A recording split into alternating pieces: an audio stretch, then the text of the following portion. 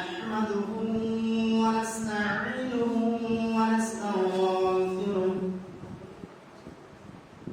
ونؤمن به ونتوكل عليه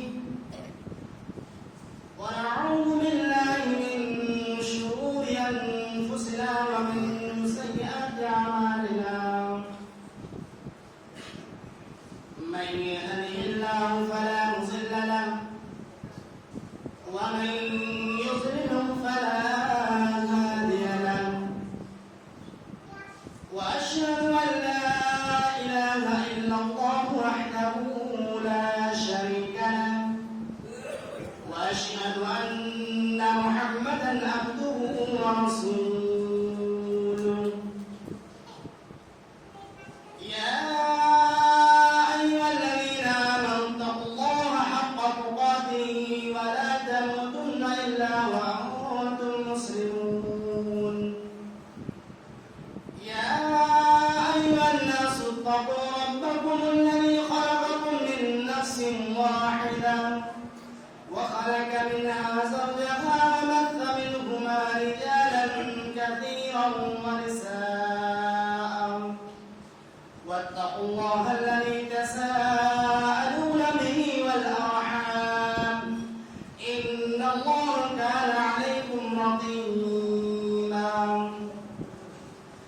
يا أيها الذين آمنوا اتقوا الله وقولوا قولا سديدا يصلح لكم أعمالكم ويغفر لكم ذنوبكم ومن يطع الله ورسوله فقد فاز فوزا عظيما أما بعد فإن خير الحديث كتاب الله وخير الحديث حديث محمد صلى الله عليه وسلم وشر الأمور محدثاتها وكل محدثة بدعة وكل بدعة ضلالة وكل ضلالة في النار أعوذ بالله من الشيطان الرجيم بسم الله الرحمن الرحيم يا أيها الذين آمنوا اتقوا الله وقولوا قولا سديدا يصلح لكم أعمالكم ويغفر لكم ذنوبكم ومن يطع الله ورسوله فقد فاز فوزا عظيما وقال النبي صلى الله عليه وسلم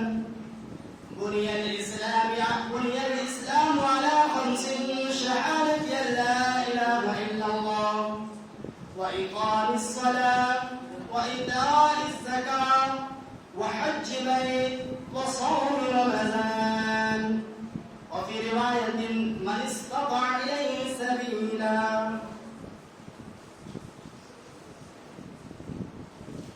محترم سامعین حاضرین جمعہ حفاظ کرام علماء دین بزرگان ملت نوجوان دوستوں پیارے بچوں اور میری پیاری ماں بہنوں تمام قسم کی تعریفات حمد و ثنا اور صفات کبریائی بڑائی سب کچھ اللہ رب العالمین کے لیے لائق اور زیبا ہے جو اکیلا اور تنہا اس کائنات کے خالق و مالک ہے جو اپنی ربوبیت الوہیت اور اسماء و صفات میں بالکل اکیلا اور تنہا ہے بعد ہوں لاکھوں کروڑوں درود و سلام نازل ہوں تمام نبیوں اور رسولوں پر بالخصوص تاجدار مدینہ احمد مصطفیٰ محمد مصطفیٰ صلی اللہ علیہ وسلم پر اللہم صلی علیہ وبارک وسلم محترم سامعین ابھی خطبہ مسموعہ کے بعد ایک آیت ہم نے پڑھی جس کا مفہومی ترجمہ یہ ہے کہ ایمان والوں جب بھی بات کرو تو سیدھی سادھی بات کرو اور اپنی باتوں میں پیچیدگی مت رکھو. یا ایھا الذین آمنوا اتقوا اللہ وقولوا قولا سدیدا. سیدھی سادھی بات کرو, ادھر ادھر گھماؤ نہ. اس کی وجہ یہ ہے کہ انسان جب صحیح طریقے سے اور صاف الفاظ کے ساتھ اپنے الفاظ کو, اپنی باتوں کو نکالیں گے تو سامعین جو ہوں گے وہ آسانی کے ساتھ سن سکتے ہیں, سمجھ سکتے ہیں. اگر ہم نے اپنی باتوں میں پیچیدگی رکھی, مبہم رکھا, تو بات واضح نہیں ہو سکتی اور پھر سمجھانے میں بھی مشکل ہوگی اور آپ کو سمجھنے میں بھی دشواری حاصل ہوگی. دوستو, میں اپنی باتوں کو آگے بڑھانے سے قبل بڑے ہی افسوس کے ساتھ ایک بات بتاؤں گا. وہ یہ کہ اللہ رب العالمین نے ہم کو جو یہ مہینہ دیا, جس کے متعلق مسلسل ہم نے 3 سے 4 جمعہ کا خطبہ دیا, لیکن بدقسمتی سے ہم شاید کہ آپ کو سمجھا نہیں سکے, یا پھر آپ سمجھے لیکن غفلت میں پڑے گئے. ہمارا سمجھانا, آپ کا سننا سب برابر ہے. عام دنوں میں ہم لوگ جس طریقے سے مسجدوں میں حاضر ہوتے تھے وہی حالت ہمارا وقت ہے. بلکہ عام دنوں میں بھی اگر ہم دیکھتے تھے ممبر میں بیٹھے سے پہلے لوگ 4-5 صف ہوا کرتے تھے, اور آج دیکھیں کہ بمشکل 3 صف ہوا, اس سے بھی نہیں ہو سکتا. افسوس کا مقام ہے. جہاں ہم کو 7 بجے 8 بجے 10 بجے سے پہلے آ کے ہم کو بیٹھنا چاہیے تھا, قرآن کی تلاوت کرنی چاہیے تھی, اس جگہ میں آج ہمارا حال یہ ہے کہ اب تک ہم حاضر نہیں ہو سکتے. بڑی افسوس کا مقام. ہم نے اس روزے اور اس مہینے کی حکمت کو نہیں کہا.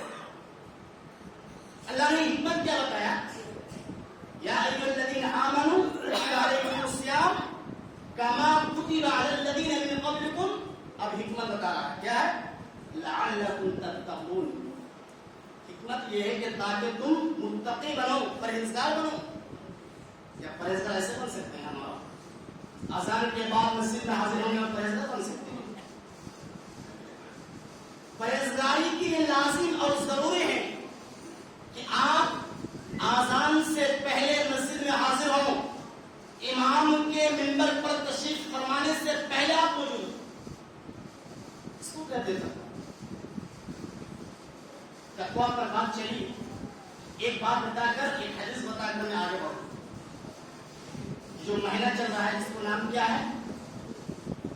رمضان. کیا مہینہ ہے؟ مہینہ کا نام رمضان. رمضان رمز سے بنا ہوا ہے. کس سے بنا ہے؟ رمز سے, جس کے مطلب ہوتا ہے جلانے کی.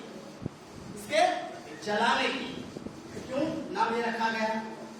اس لیے کہ بندہ مختلف قسم کی نیکیوں کو انجام دے کر, مختلف قسم کے نیک اعمال کو کر کے اپنے گناہوں کو جلاتا ہے, گناہوں کو ختم کرتا ہے.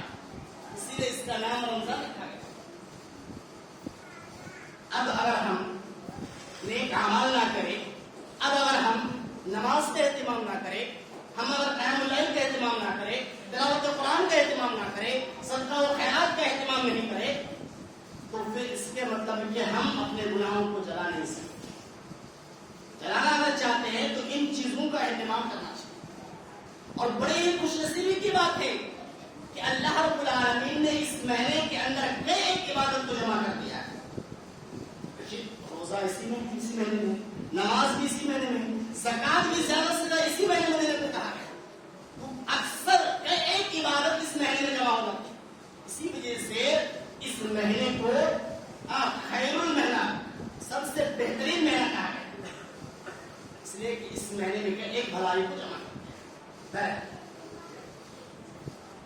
میں جو तीसरी बात बताया, उसी पर मैं आज आपके सामने चंद बातें रखूंगा, यानी ज़कात के सिलसिले कि ज़कात चूंकि रमजान का ज़कात से बहुत गहरा ताल्लुक है और आमतौर से लोगों के माइंड में ये चीज बैठी हुई है कि इस महीने में ज़कात अदा करना चाहिए। हालांकि ऐसी बात नहीं है, ज़कात के लिए कोई शर्त और जरूरी नहीं है कि हम इसी महीने में ज़कात अदा करें। आप कभी भी जब भी आपका माल निसाब को पहुंच जाए आप ज़कात अदा कर सकते हैं, जरूरी नहीं कि आप रमजान ही को निकालें। बराबर, तो इस महीने में चूंकि आम लोग ज़कात अदा करते हैं, इसलिए हमने सोचा और मेरे एक दोस्त ने हमसे सवाल भी किया था ज़कात के सिलसिले में, उसी सिलसिले में आज हमने सोचा कि आपको कुछ बातें बता दूं, शायद कि आपके हाथ में मुफीद है। पहली चीज इस सिलसिले में जानना चाहिए कि ज़कात है क्या चीज। ज़कात इस्लाम के 5 अराकीन में से एक रुकन है। इसके हमने हदीस पढ़ी कि बुनियाद इस्लाम अला खम्स, इस्लाम की जो बुनियादें रखी गई है 5 चीजों पर रखी गई है, उनमें से एक चीज है इताई ज़कात, ज़कात को देना। तो ये इस्लाम की जो 5 रुकन हैं उन 5 अरकान में से रुकन है। इसके बहुत से फायदे हैं। अगर एक इंसान ज़कात अदा करते हैं उसके बहुत से फायदे हैं, और अगर कोई ज़कात नहीं देते हैं, अपने माल के सदका नहीं निकालते हैं, तो उनके भी बहुत से मनफी आफरात ज़ाहिर हैं। क्या फायदे हैं? सबसे पहला जो फायदा है वो तो ये है कि ज़कात देना ईमान की अलामत में से है। इसकी अलामत में से, ईमान की अलामत में से। अगर एक शख्स ज़कात देता है तो आप समझ जाइए कि इसके अंदर ईमान बाकी है, इसके अंदर ईमानी हरारत जलवाफरोज है। अगर ज़कात नहीं देता है तो समझ जाइए कि इसके अंदर ईमानी जलवत खत्म हो चुकी है, ईमानी जो मिठास है वो खत्म हो चुकी है। अल्लाह रब्बुल आलमीन फरमाता है काफिरों के बारे में, मुनाफिकों के बारे में कि फ़इन ताबू व अक़ामुस सलात व आतुज़ ज़कात फ़इख़्वानुकुम फ़िद्दीन, कि अगर ये लोग तौबा कर ले, वो अक़ामुस सलात नमाज कायम करने लग जाए, वो आताउज़ ज़काता और वो ज़कात देने लग जाए, तब तुम समझ लेना कि फ़इख़्वानुकुम फ़िद्दीन, ये तुम्हारा दीनी भाई। मालूम हुआ कि अगर ज़कात नहीं देगा, अगर नमाज नहीं पढ़ेगा, इसके मतलब वो हमारा भाई नहीं हो सकता। पहला फायदा कि ईमान की दलील में से है, ईमान को पुख्ता करने वाली चीजों में से है ज़कात। दूसरी चीज ये है कि ज़कात अदा करने वाला के वालों के अंदर से खौफ खत्म हो जाता है, गम खत्म हो जाता है। जो शख्स भी अल्लाह के रास्ते में सदका करेगा, जो भी अपने माल की ज़कात निकालेगा, उसके अंदर से खौफ खत्म हो जाती है, और जो गम और जो रंजीदा रहते हैं वो तमाम परेशानियां खत्म हो जाती है। अल्लाह रब्बुल आलमीन फरमाता है कि इन्नल लज़ीना अक़ामुस सलाता व आताउज़ ज़काता, कि जो शख्स ईमान ले आए और ईमान लाने के बाद नमाज कायम करते हैं, ज़कात देते हैं, ऐसे लोगों के लिए क्या है? कहते हैं ऐसे लोगों के लिए खुशखबरी है। क्या खुशखबरी है? आगे कुछ लफ्ज छोड़ने के बाद आगे कहा कि लहुम अज्रुहुम इंदा रब्बिहिम, ऐसे लोगों के लिए उनके रब के पास बहुत ही बेहतरीन अजर है, बहुत ही बेहतरीन बदला है। क्या बदला है? ला खौफुन अलैहिम वला हुम यहज़नून, उनके लिए खुशखबरी ये है कि ला खौफुन, ना उनके अंदर खौफ होंगे, डर होंगे, वला हुम यहज़नून, और ना ही वो गमगीन होंगे। ये एक सिफत है मोमिनों की और उन लोगों की जो सदका देते हैं, जो ज़कात अदा करते हैं। तीसरा फायदा ये है कि ऐसे लोग जो ज़कात देते हैं वो कामयाबी उनकी मुक़द्दर है, उनके हिस्से में कामयाबी लिख दी जाती है। अल्लाह रब्बुल आलमीन कुरान के अंदर गालिबन सूरह लुक़मान के अंदर फरमाता है कि अलिफ लाम मीम तिल्का आयातुल किताबिल हकीम हुदन व रहमतन लिल मुहसिनीन अल्लज़ीना युक़ीमूनस सलाता व यु'तूनज़ ज़काता व हुम बिल आखिरति हुम यूक़िनून उलाइका हुमुल मुफ़्लिहून। ये असल पॉइंट है।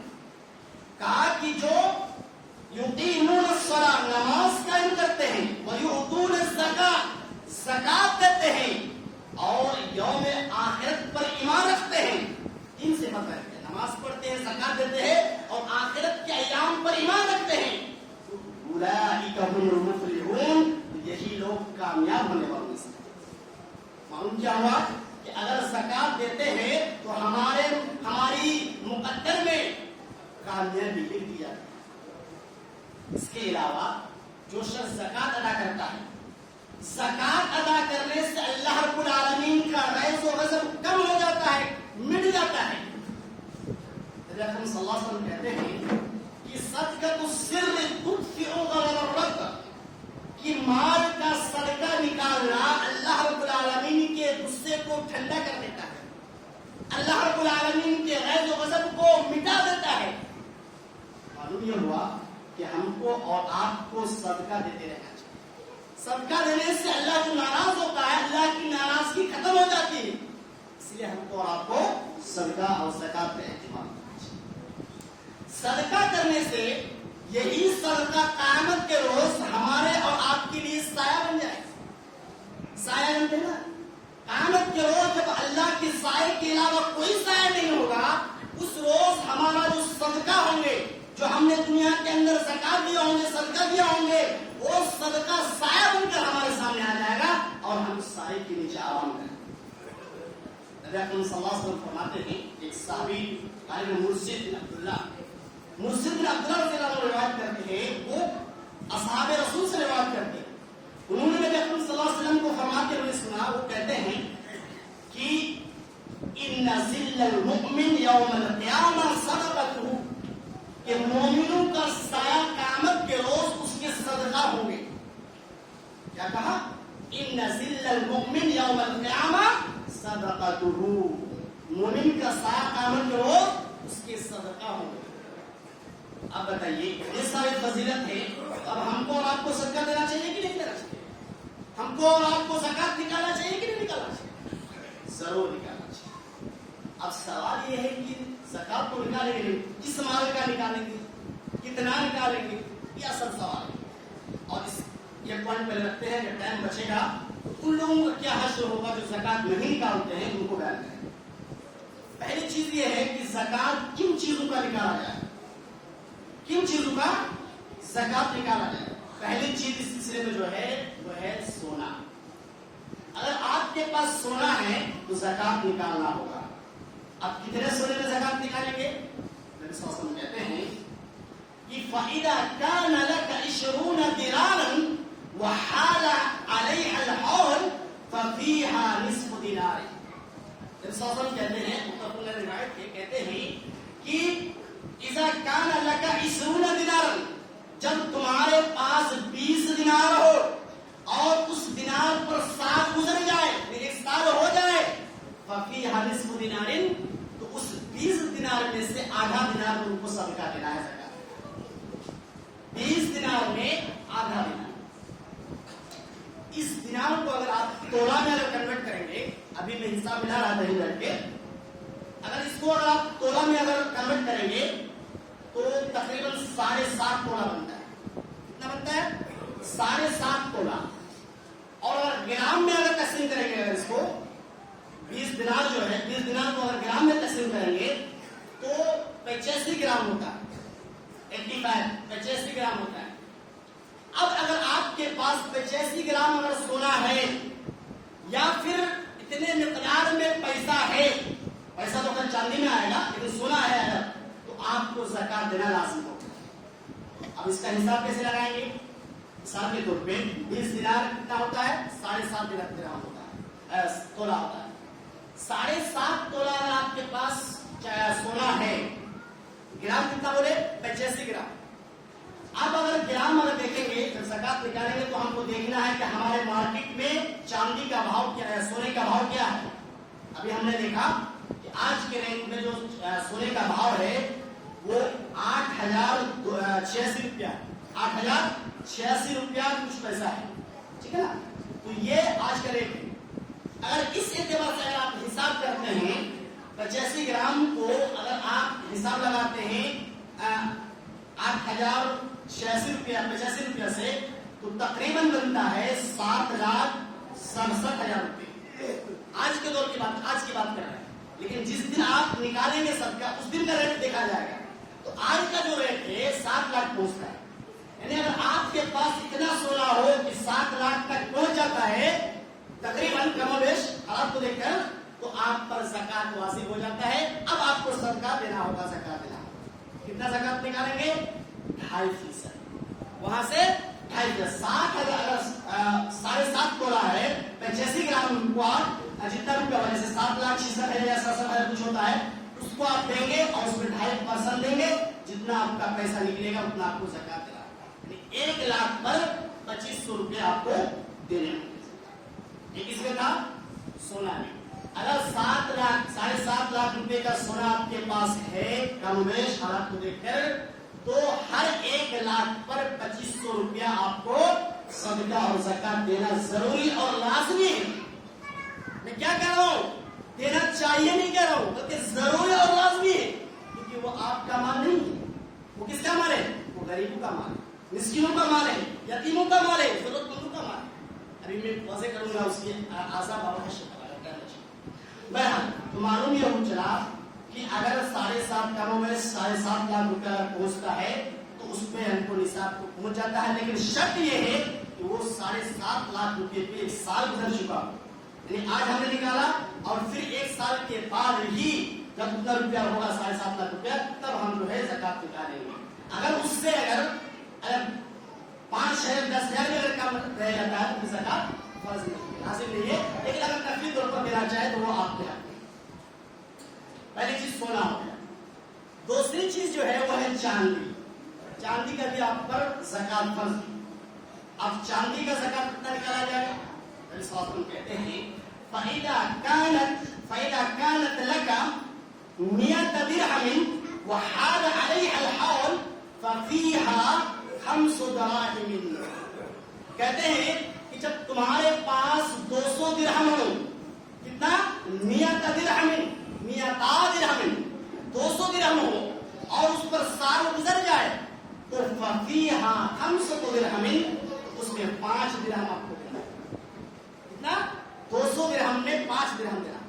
अब जब दिरहम को जब आप तकसीम करते हैं, जब तोला में लेके जाते हैं तो कितना तोला बनता है? 52.5 तोला बनता है। यानी अगर आपके पास 52.5 तोला है चांदी तो फिर आप पर ज़कात फर्ज हो जाता है। अब जब तोला की कीमत हमने देखा अभी यहाँ बैठ के, तो तोला जो है आजकल मिलता है करीब 1,086 रुपया। 1 तोला चांदी की कीमत आज के रेट में, कल था शायद 86 रुपया और आज 88 रुपया ऐसी है। तो कम बेस होता रहता है हर दिन मार्केट के एतबार से। तो 1,086 रुपया या 88 रुपया आज के रेट में जो है तोला की कीमत है।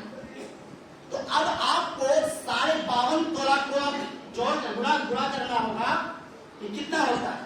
तो गुणा किए तो कमोबेश लगभग ऐसी 57,000 कुछ रुपये निकला, 57,000 कुछ रुपये निकला। यानी अगर आपके पास 57,000 रुपये हैं या उतने रुपये की अगर आपके पास चांदी मौजूद है तो आपको आप पर ज़कात फर्ज हो जाता है। कितना आएगा? 57,000। कितना हज़ार? 57,000 अगर आपके पास चांदी है उतने रुपये की तो ज़कात फर्ज और लाजिम हो जाता है। अब तीसरी चीज जो है रकम, पैसा जो हमारे आसपास चलता है रुपये, इस पर भी ज़कात है। अब इसके ज़कात का जो है निसाब कैसे लगाएं? तो इसको चांदी के ऊपर तोला जाएगा, यानी चांदी के एतबार से हम ज़कात निकालेंगे। यानी अगर आपके पास इतने रुपए हो कि आप 52.5 तोला चांदी खरीद सकते हैं या उतना 52 तोला चांदी के बराबर आपके पास पैसा है तो फिर आपके ऊपर ज़कात फर्ज हो जाता है। तो हमने जैसे बताया कि 52 तोला चांदी का कितना कीमत है आज के दौर में? 57,000। अगर आपके पास कैश में 57,000 रुपए हैं तो आप पर ज़कात फर्ज हो जाता है। अब कैसे देंगे ज़कात उसके?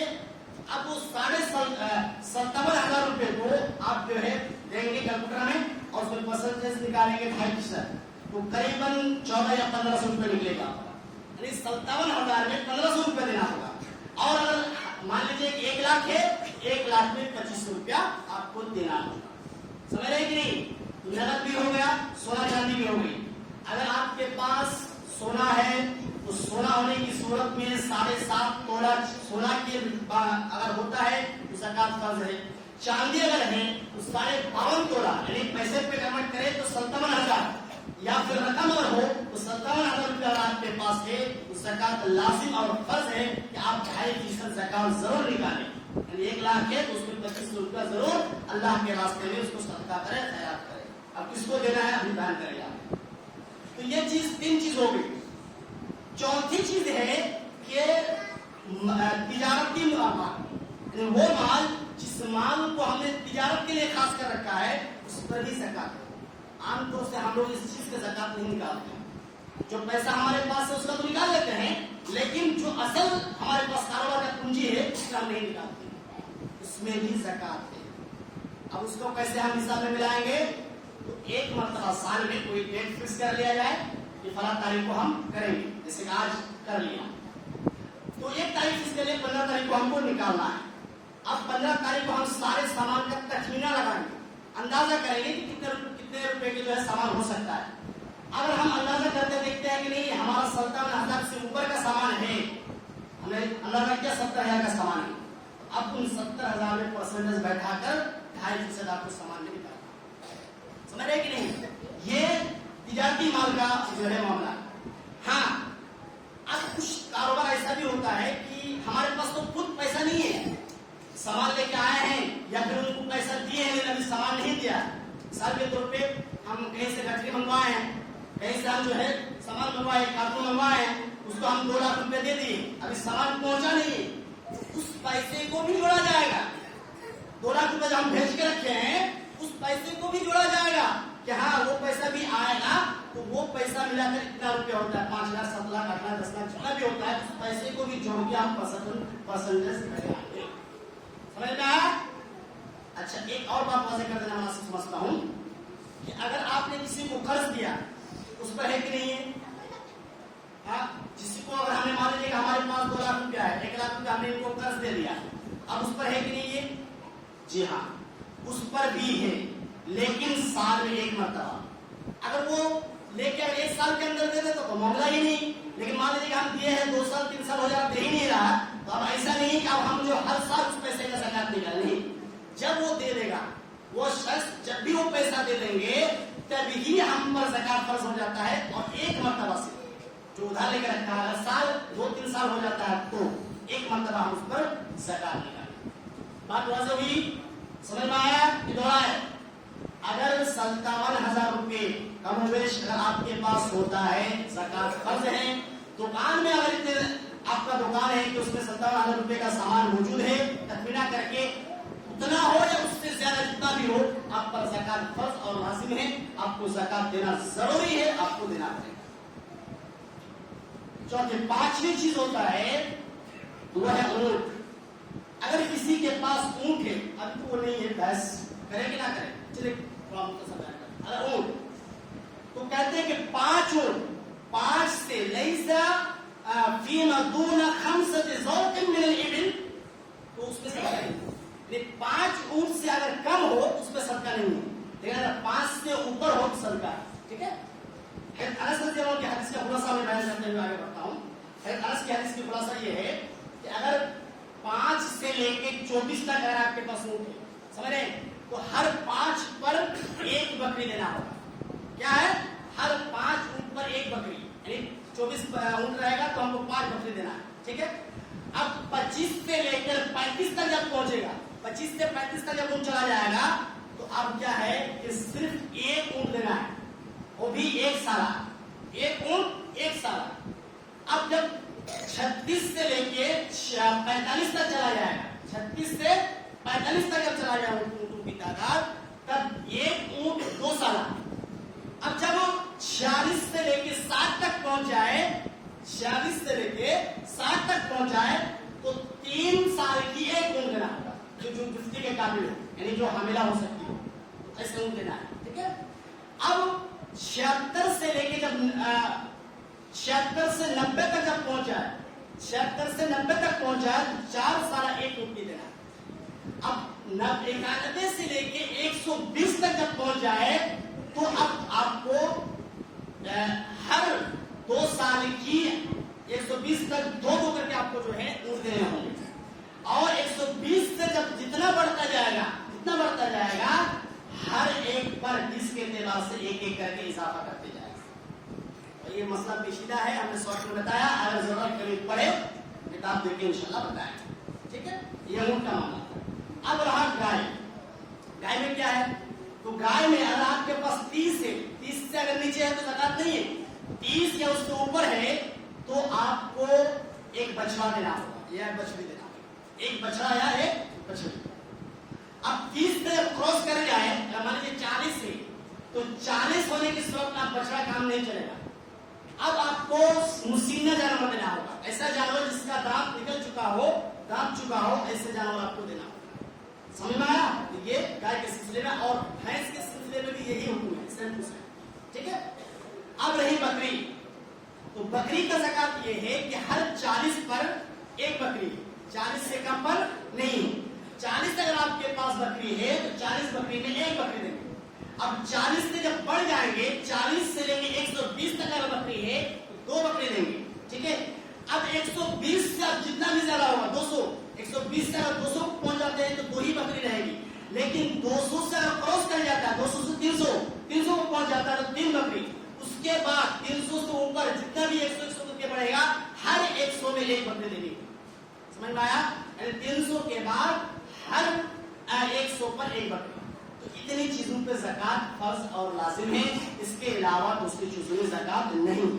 اب ایک بہت ہی اہم مسئلہ ہے, ٹائم بھی ہو چکا ہے, معذرت کے ساتھ لوں گا, کیونکہ بہت اہم مسئلہ ہے اور میں تو اس کا عذاب وغیرہ تو بیان نہیں کر سکا, انشاءاللہ بیان کریں گے.